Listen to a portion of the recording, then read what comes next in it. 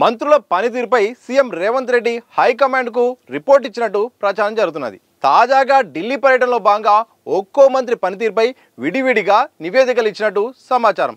కేబినెట్లోకి వచ్చిన నాటి నుండి ఇప్పటి వరకు సదరు మంత్రులపై వచ్చిన అవినీతి ఆరోపణలు, వారు సృష్టించిన వివాదాలను ప్రధానంగా ప్రస్తావించినట్టు తెలుస్తోంది.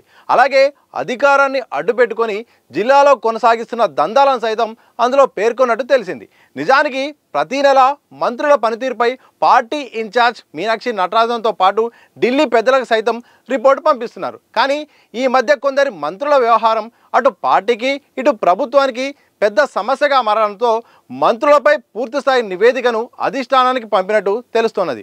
ఇక మినిస్టర్ల పనితీరుపై విడివిడిగా రిపోర్టులు సమర్పించిన సీఎం రేవంత్ సదరు మంత్రి పనితీరును వివరించేందుకు డజన్ల కొద్ది పేపర్లను ఉపయోగించినట్టు తెలుస్తున్నది.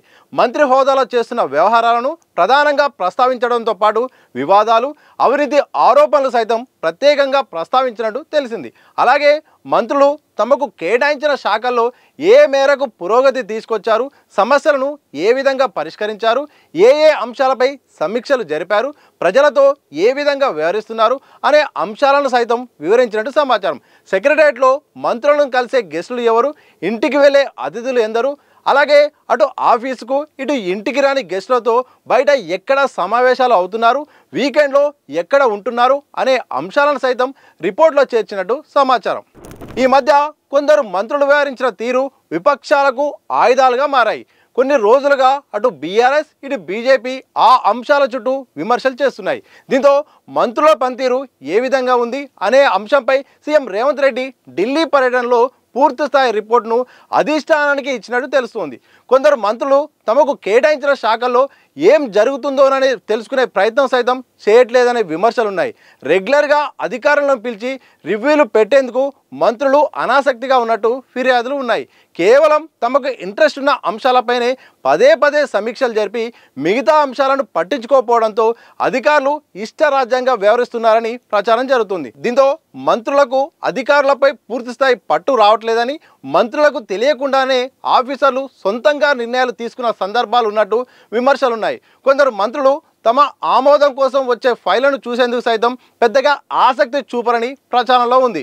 ఇక మరికొంతమంది మంత్రులు తమ శాఖ పరిధిలోని అంతర్గత అంశాలను బహిర్గతం చేసి వివాదాలు సృష్టించిన సందర్భాలున్నాయి.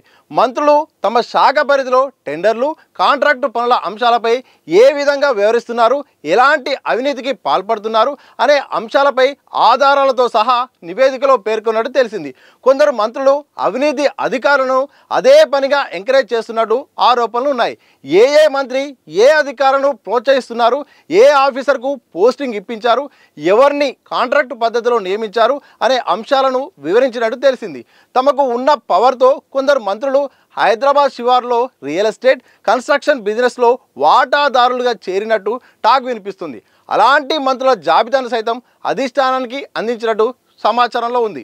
మెజారిటీ మంత్రులు తమ శాఖల్లో వారి కుటుంబ సభ్యులు, బంధువుల ప్రమేయాన్ని ఎంకరేజ్ చేస్తున్నట్టు ఫిర్యాదులు ఉన్నాయి.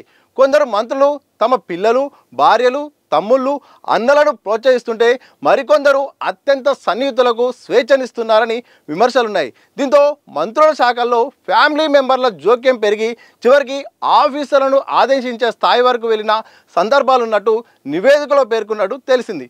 కొందరు మంత్రుల సన్నిహితులు ఆ శాఖలో జరిగిన ప్రమోషన్లు, బదిలీల సమయంలో పెద్ద ఎత్తున డబ్బులు వసూలు చేసినట్టు ఆరోపణలు ఉన్నాయి.